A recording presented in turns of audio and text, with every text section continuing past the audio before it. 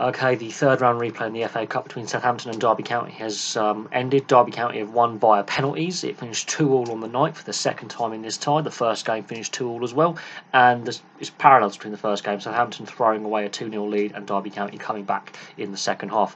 The first half was poor, I would say. Derby had the better of the first half, had a lot of possession, but didn't do much with the ball when they had that possession. It's all very good having 69-70% of the ball, but if you can't put it in the net, it doesn't count.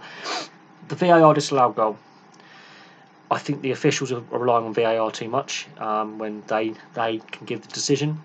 They felt it was a goal. It's a 50-50 decision. I think that's too close to call. It's not an egregious error.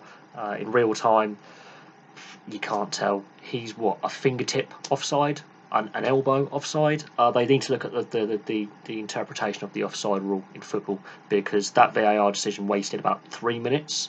The players all up the centre circle. None of the Southampton players complained it was offside. None of the Derby County players looked a bit nervous. It was a goal. So if Derby County had lost this game tonight, that would have been the talking point, which would have overshadowed a great second half and some great extra time and a great penalty shootout. But the first half was poor. Southampton were exceptionally poor at home. Second half, Nathan Redmond comes on. The game changes. It's all Southampton. Armstrong gets the first goal in 67 minutes. Nathan Redmond gets his goal in 69 minutes.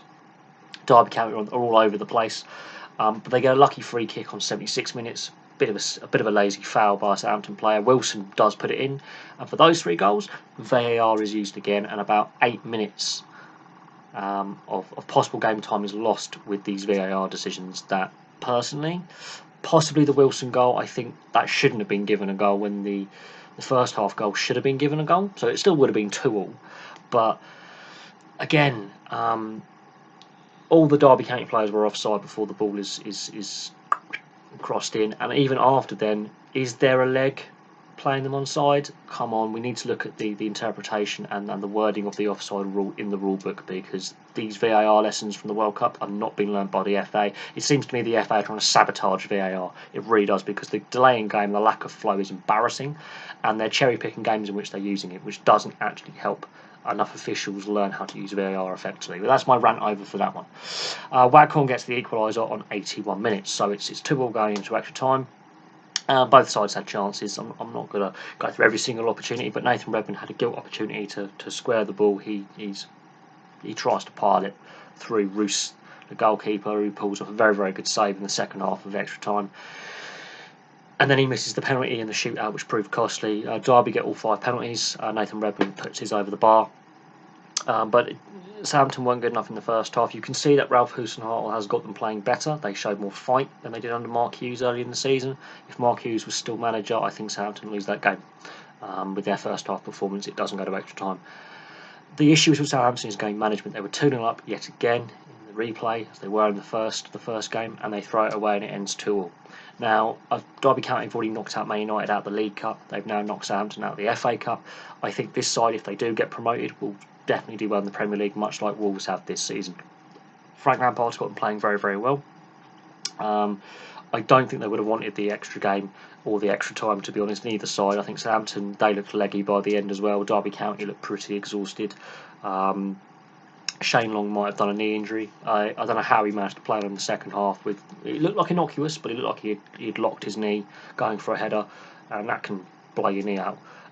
He limped around for the last few minutes of the first half. I was surprised Redmond wasn't a straight swap, but keeping Long on the field at the beginning of the second half, that new system, suited Southampton.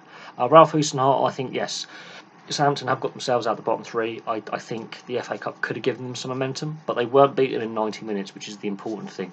But game management is something they can learn from this derby. They now face Accrington Stanley in the next round. That is going to be a proper cup tie. It's, I think, the early kick-off on the Saturday. That's going to be a proper 4th round cup tie between a League One side and a Championship side, both having decent form this season. It's going to be really interesting. What I would note from this is VAR use was I think overused in this game, but also the amount of empty seats at St Mary's. That is a stadium I have been to many times over the years as a football fan, and I've never seen it that empty for any game, FA Cup, League Cup, or Premier League game, or even Championship or League One. I've never seen St Mary's that empty. That is really embarrassing. I've noticed that with a lot of games in this third round, a lot of empty seats, and a whole stand empty is pretty poor, considering stewards were prepared for fans to come into that stand. The stewards made up the audience of one of the stands at St Mary's. The other three stands, lots of empty seats. Derby County didn't sell all their away ticket allocation, empty seats in their section. Pretty embarrassing, if I'm going to be honest. The FA needs to look at why in the FA Cup, League Cup, and even league games this season, there are so many empty seats at games, and I think that comes down A to the TV rights and B kick-off times. But there we go. Southampton are knocked out. Derby County fully deserved to go through to the fourth round, and we'll be seeing them against Accrington Stanley in 2 weeks' time. Thank you very much for watching. Please like and subscribe. Place your comments below, and I'll have some more videos for you soon.